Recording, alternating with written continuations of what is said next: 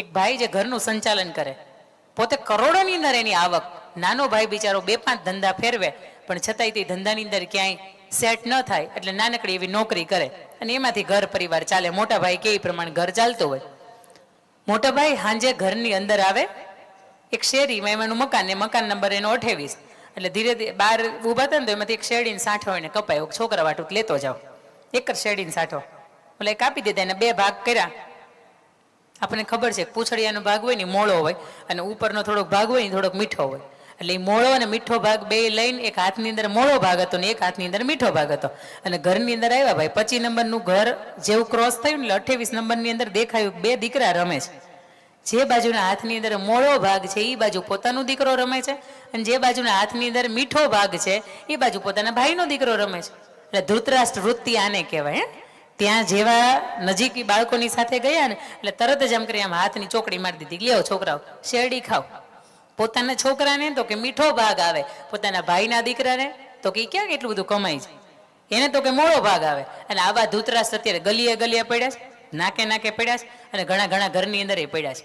એક ભાઈ તરીકે તમે ઘર ચલાવતા હોય અને તમારે માટે સંયુક્ત પરિવારની આખાઈની જવાબદારી હોય ત્યારે 2 હાથ જોડીને પવિત્ર મંચ ઉપરથી આપણે મારે કહેવું છે કે આ થલોટા ગામને આંગણે આ ઉત્સવ તો ઉજવાય છે, પણ આ ઉત્સવમાંથી આપણે આપણા હૃદયની અંદર શું લઈને જાઉં? 5 દિવસ પહેલા હેનું શાક હતું પૂછીશ તો ભૂલાઈ જાય, પણ આ ભાઈ તરીકે તમે કેવા હોય તો કે પાંડુની હાજરી નથી, એના સંતાનો હવે મોટા થયા છે અને એના સંતાનોની અંદર એની કુળ વધુની મર્યાદા છે એ ગામની આખાય ભરસભાની અંદર લૂંટાતી હોય. ભીષ્મ ન બોલી શકે, દ્રોણાચાર્ય ન બોલી શકે અને તે દિવસે દ્રૌપદી રોતીને કરગરતી એવું બોલતી હોય, ધૃતરાષ્ટ્ર મહારાજ આપ તો મહારાજ છો, તમે કહેશો ને તો મને દુશાસન છોડી દેશે, તમે કહો તો ખરા. અને ત્યારે બેઠા બેઠા ભગવાને એને ઈશ્વરે તો દ્રષ્ટિ નહોતી આપી, પણ આ જે થઈ રહ્યું હતું ને એમાં તો એને આંખો ખોલવાની જરૂર હતી. અને ત્યારે એવું કીધું હતું અત્યારે ધૃતરાષ્ટ્ર રાજા કહેવાય ને, એ જે કરે છે ને એ બરોબર જ કરે છે.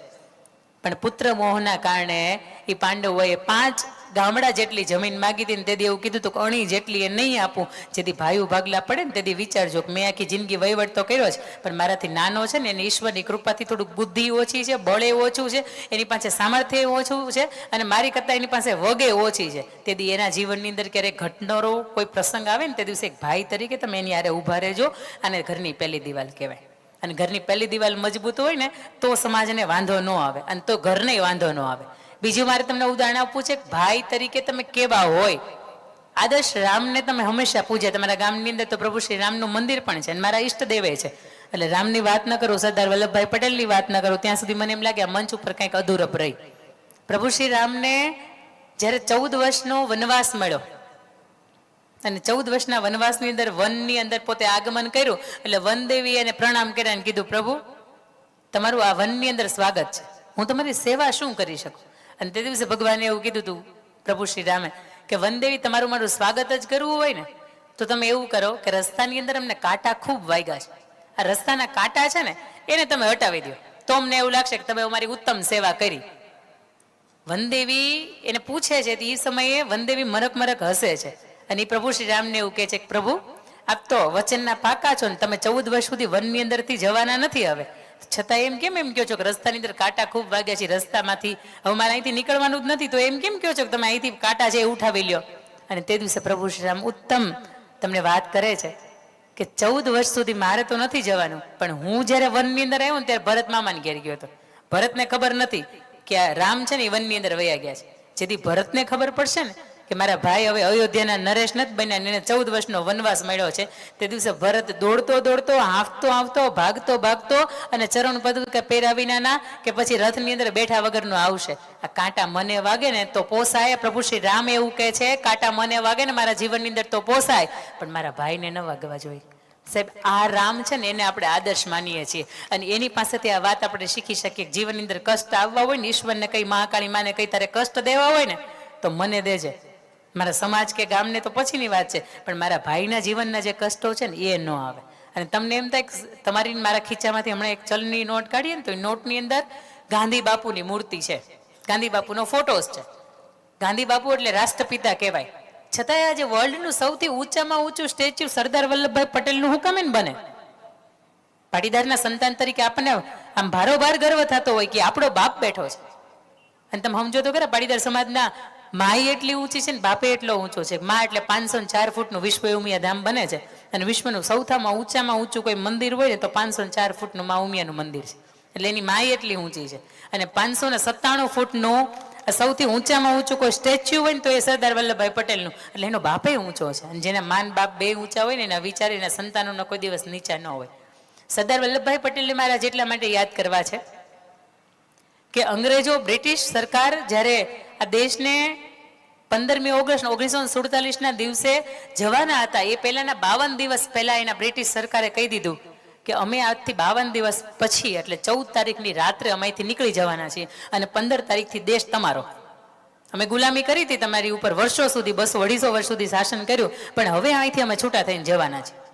હવે તમારે આ દેશને એક કરવો હોય તો ભલે અને તમારા નાના નાના રજવાડાઓની અંદર અમે જે અત્યારે વિભાજિત કરી દીધો તમારે એવી રીતે ચલાવવું હોય તો ભલે. તે દિવસે ચિંતા હતી કે આ દેશનું બંધારણ હવે કોના હાથની અંદર, આ દેશને અખંડ કરવા માટે શું કરવું. અને 52 દિવસ આડા હતા અને ગાંધી બાપુને માથે પરસેવો વળી ગયો હતો અને તે દિવસે સરદાર વલ્લભભાઈ પટેલે એવું કીધું બાપુ ચિંતા ન કરો. આ 52 દિવસ તો હજી વધારે આપણને એને અગાઉથી કહી દીધું. 52 દિવસની અંદર 562 રજવાડા ભેગા કરવાની મારી જવાબદારીની વાત છે.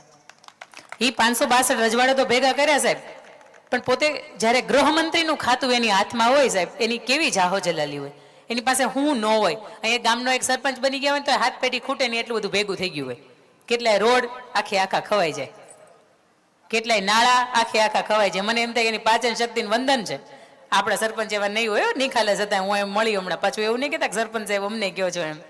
પણ ઘણાય છે કે માત્ર નાનો એવો હોદ્દો સરકાર તરફથી તમને મળ્યો હોય ને તોય તે ઘણું બધું ભેગું થઈ જતું. પણ ગ્રહ ખાતું આખું એના હાથમાં છે. નાણાં મંત્રી તરીકે પોતે જ્યારે ઉપસ્થિત છે અને ખીચામાંથી જ્યારે એનું દેહાંત થયું ને સાહેબ ત્યારે 300 રૂપિયા નહોતા નીકળ્યા ને એટલા માટે આજ સરકારે 3000 કરોડના ખર્ચે કેવડિયા કોલોની ખાતે ઊભા રાખે. એનું દેહાંત થયું ત્યારે માત્ર 6 ફૂટના હતા પણ આજે 597 ફૂટની હાઈટ ઉપર ઊભા છે. ને તમારે જોવું હોય ને તો આમ જોવું પડે ને તો એને છાતી સુધી તમે પહોંચો, એને મોઢા સુધી જોવું ને તો તમારે કેટલું પાછળ જવું પડે. એના જીવનની નીતિમત્તા, એનું ચરિત્ર, એની વફાદારી અને એની જે ખાનદાની છે ને એના કારણે આજે તમે એના દર્શન કરવા માટે જઈએ છીએ. સ્ટેચ્યુ ઓફ યુનિટી તરીકે એ સરદાર સાહેબ એટલા માટે ઊભા છે કે એ રાષ્ટ્ર પુરુષ તો હતા પણ એને એના પરિવાર માટે પણ શ્રેષ્ઠ ભાઈ તરીકેનો રોલ નિભાવ્યો હતો. એનો બહુ મજાનો ઉદાહરણ છે કે 33 વર્ષની વયે સરદાર સાહેબ વિધુર થયા. એમના પત્નીનું ઝવેરબાનું દેહાંત થયું અને 33 વર્ષની ઉંમરે પોતે નક્કી કર્યું કે 7 વર્ષની દીકરી મણીબેન અને 2.5-3 વર્ષનો દીકરો ડાયોભાઈ, આને બેયને હોસ્ટેલમાં મૂકીને ભણાવીશ અને મારે વિદેશ ભણવા માટે જવું છે. લંડન બેરિસ્ટરની ડિગ્રી પ્રાપ્ત કરવા માટે જવું છે. મારે સામાન્ય વકીલ રહેવું નથી, ડિસ્ટ્રિક્ટ પ્લીડર રહેવું નથી. આ સમયગાળાની અંદર આથી 120-25 વર્ષ પહેલાની હું તમને વાત કરું છું. એ સમયની અંદર પોતે જ્યારે વકીલાતનો અભ્યાસ કરતા હતા, વકીલાતનું કાર્ય કરતા હતા, તેમાંથી નાની રકમ હતી પોતે ભેગી કરી. આમાંથી 10,000 રૂપિયાની રકમ એણે બચત તરીકે ભેગી કરી. આમાંથી એણે વિદેશ જે યુનિવર્સિટીમાં ભણવું હતું એનું એડમિશન લીધું, પોતાના વિઝા કરાવ્યા અને ઘરની અંદર એક કુરિયર આવે એની ઉપર લખ્યું છે VZ પટેલ, કાઉન્સમાં લખ્યું છે ડિસ્ટ્રિક્ટ પ્લીડર. મોટા ભાઈનું નામ વિઠ્ઠલભાઈ ઝવેરભાઈ પટેલ, પોતાનું નામ વલ્લભભાઈ ઝવેરભાઈ પટેલ, બંનેનું નામ ટૂંકું નામ VZ પટેલ થાય અને બંને ડિસ્ટ્રિક્ટ લીડર હતા. મોટા ભાઈને એવું કે કુરિયર માના નામનું છે, કુરિયર ખોલે છે, જુએ છે કે નાનો ભાઈ છે તો વિદેશ ભણવા માટે જાય છે. પોતાની પણ ઈચ્છા હતી વિદેશ જાય, બેરિસ્ટરની ડિગ્રી પ્રાપ્ત કરે, એને પણ સામાન્ય વકીલ રહેવું નથી. અને નાના ભાઈને વાત મૂકે કે વલ્લભ હું પણ ઈચ્છું છું કે મારે વિદેશ જવું છે પણ મારી પાસે પૈસાની સગવડતા નથી, મારી પાસે બચત નથી, પણ મારી ઈચ્છા અધૂરી રહી ગઈ. અને મોટા ભાઈની ઈચ્છાને માન રાખવા માટે તરત જ વલ્લભભાઈ એવું કે ભાઈ તમે ચિંતા ન કરો, તમે એવું કરો મારા પાસપોર્ટ, મારા વિઝા અને મારા એડમિશન ઉપર તમે ભણી આવો. કારણ કે એ સમયની અંદર થોમસ કુક કંપની જે હતી એ મુંબઈથી લંડન સુધી પહોંચાડવા માટે 15-17 દિવસનો પ્રવાસ થતો પણ એની અંદર પાસપોર્ટ સાઇઝની કોપી અત્યારે કેમ બાયોમેટ્રિક બધું વેરીફાઈ થાય ને પછી તમે એની અંદર એન્ટ્રી લઈ શકો, ત્યાં સુધી એરપોર્ટમાં એન્ટ્રી ન લેવાય. પણ એ સમયગાળાની અંદર માત્ર નામ વેરિફિકેશન થતું ને તોય તમને જવા દેતા. મોટા ભાઈને પોતાના પાસપોર્ટ ઉપર, પોતાના વિઝા ઉપર, પોતાની ટિકિટ ઉપર કે પોતાના વિદેશની અંદર લીધેલી યુનિવર્સિટીના એડમિશન ઉપર પોતાના ભાઈને ભણવા માટે મોકલે અને ભાઈને કહે તમે ચિંતા નહીં કરતા, વિદેશમાં ભણવાની જવાબદારી મારી, તમને ભણાવવાની જવાબદારી મારી, ખર્ચ હું ઉઠાવીશ અને અહીંયા ભાભીને હાચવવાની જવાબદારી મારી, તમે બિલકુલ ચિંતા નહીં કરતા, તમે ભણીને આવો ને પછી હું ભણવા માટે જઈશ. બને છે એવું કે જેવા પોતાના ભાઈને મોકલે ને એટલે ગોવિંદભાઈ બે ભાઈને બનતું એટલે ત્રીજાને તરત એમ થાય કે અહીંયા ખીલી મારીએ આપણે બરાબરની. અને ઘણા ઘણાનું કામ આ છે. એને જાહેરમાં મારે વંદન કરવા છે. અને જેથી મોદી સાહેબને મળવાનું થાય ને તેથી મારે કેવું છે, ગામે ગામે નાકે નાકે ને સમાજે સમાજમાં આવા વ્યક્તિઓ પડ્યા છે. એને હવારમાં ઉઠીને હાંજ સુધી આ ખીલી મારવાનું જ કામ કરે. એ તારે એક બાજુ હથોડો અને એક બાજુ ખીલીને ઠેલી લઈને નીકળી જાય. જ્યાં પોચું ભાડે, જ્યાં કોકનો સંપ ભાડે, ત્યાં બરાબર ને હથોડો મારીને ખીલી મારીને. આવા લોકોને તમે 26મી જાન્યુઆરી જેમ પદ્મશ્રી પુરસ્કાર આપો છો ને, આ લોકોને 2-5 કિલોના આમ ડો કેરી વળી જાય ને, આવા કિલોના એના પત્રને મેડલ આપો. એ વ્યક્તિને એમ થાય કે મેં મારા કાર્યની કોકે નોંધ લીધી છે. એટલે આવા વ્યક્તિઓએ કોઈ આવ્યું સરદાર વલ્લભભાઈને કીધું કે વલ્લભભાઈ તમે મૂર્ખામી કરી, તમે આ સમયની અંદર તમે 10,000 રૂપિયાની બચત કરી, તેને અમે સાંભળ્યું છે કે તમે મોટા ભાઈને તમારા નામ ઉપર ભણવા માટે મોકલી દીધા. અને તે દિવસે સરદાર વલ્લભભાઈ પટેલ એવું કહે છે કે હાવ વાત સાચી છે, આમાં જરી કીતે ખોટું નથી સાંભળ્યું. અને ત્યારે એ સામેવાળાને એવું કહે છે કે આને મૂર્ખામી કહેવાય, અને તમારા ખર્ચ ઉપર, તમારી આ બચત ઉપર તમારા મોટા ભાઈને થોડા મોકલાય. અને તે દિવસે સરદાર વલ્લભભાઈ પટેલ ખૂબ મજાનો જવાબ આપે છે ને, મજાનો જવાબ છે ને તમારે મારે અહીંથી લઈને જવાનો છે. સરદાર વલ્લભભાઈ પટેલ એવું કહે છે, મારા ભાઈ માટે પાસપોર્ટ નહીં પ્રાણ પણ આપવાના થાય ને તો હું આપી દઉં. અને એટલા માટે તમારે મારે હૈયાત સરદાર છે, અને એટલા માટે આજે સરદાર સૌના સરદાર છે. પણ ભાઈ આજે આખાઈ દુનિયાનો થાય, આખાઈ સમાજનો થાય, આખાઈ ગામનો થાય, પણ ભાઈ જેથી ભાઈનો ન થાય ને તેથી ઘરની પહેલી દિવાલ હોય ને તૂટી જાય. એટલે ભાઈ તરીકે તમારા જીવનની અંદર ક્યાંય પણ નાના ભાઈની સાથે, કાકા કે બાપાના દીકરાની સાથે જો ક્યાંય પણ અન્યાય થતો હોય ને તો સાહેબ તમે ઈશ્વરની કૃપાથી, ઈશ્વરને સાક્ષી માનીને અન્યાય છે ને એને દૂર કરજો. ગઈકાલે મારે ગગજીભાઈ સુતરિયાન સાથેનો કાર્યક્રમ હતો ને આજે 6 ફેબ્રુઆરી, ગયા વર્ષે 6 ફેબ્રુઆરીના દિવસે એમના પિતાશ્રીનો 94મો જન્મદિવસ અમે સુરત ખાતે ઉજવ્યો હતો. અને દાદાનું જીવતા જગતિયા જેવું કર્યું હતું, આપણે જીવન પર્વ કહીએ ને એવી રીતે. તમે ગગજીભાઈ સુતરિયાને ઓળખતા હશો. તમને એમ થાય કે માણા બહુ મોટો, દેખાવનો નાનો માણસ છે પણ બહુ મોટો. સરદારધામનું કામ એને બહુ સરસ કર્યું. તમારે મારા દીકરાને કે જેને ગવર્મેન્ટની અંદર મોકલ્યા, આજે IAS IPS deputy collector PI PSI તરીકે એને મોકલ્યા, તો એ માણસ ખરેખર એના જીવનની અંદર એ જીવતો હશે કે ખાલી દેખાવનો કે આ રંગથી જ મોટો હશે? પણ આ કાર્યક્રમની અંદર હું ખુદ સાક્ષી રહી છું, એટલે આ વાત મારે અહીંથી કરવી છે કે ભાઈ કેવા હોય. 94મો દાદાનો જન્મદિવસ ગયા વર્ષે ઉજવો, આજે દાદા 95 વર્ષના થયા, એના જીવનનો પર્વ ઉજવો. એટલે દાદાને હંમેશા એમ થતું, ગગજી તારી પાસે બહુ વધારે સંપત્તિ છે, ઈશ્વરની કૃપાથી તારી ઉપર લક્ષ્મીજીનો ખૂબ વરસાદ થયો છે, પણ મારો નાનો ભાઈ, દાદાના નાના ભાઈ અને એનો દીકરો, એની પાસે એટલું બધું નથી. આ દાદાનો આખી જીવનનો અફસોસ રહ્યો. અને કાર્યક્રમની અંદર હું વક્તા તરીકે હતી, એટલે આખો કાર્યક્રમ પૂરો થયો ને પછી દાદાને પૂછ્યું, દાદા તમારી કોઈ ઈચ્છા છે?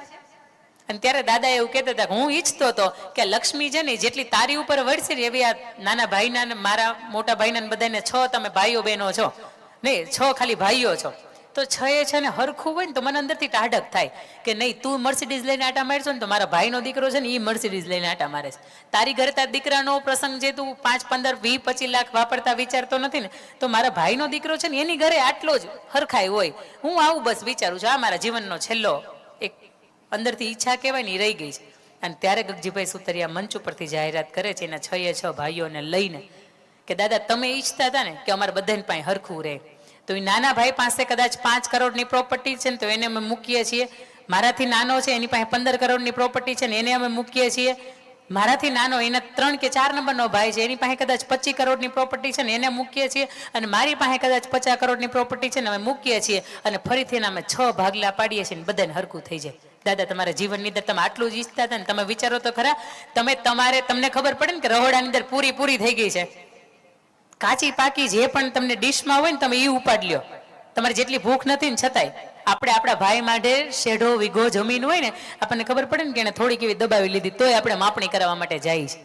ત્યારે આવા વ્યક્તિઓ તમારી મારી વચ્ચે ઉદાહરણ તરીકે સાબિતી આપે કે ભાઈનો દીકરો કે દાદાના જે 2 ભાઈઓ હતા એ તો 35-40 વર્ષ પહેલા જુદા થઈ ગયા, છતાંય દાદાની ઈચ્છા હતી કે તારી પાસે જેટલું હોય ને એટલા જ મારા ભાઈઓના દીકરા પાસે હોય ને, એના માટે આટલું બધું કરી શકું. એટલે બહુ 56ની છાતી હોવી જોઈએ તો આ વસ્તુ થાય. ભાઈ તરીકે તમે આવા જીવો ને, આવું જીવન જીવો ને તો એને ઘર તમારી પહેલી દિવાલ છે એ ટકે.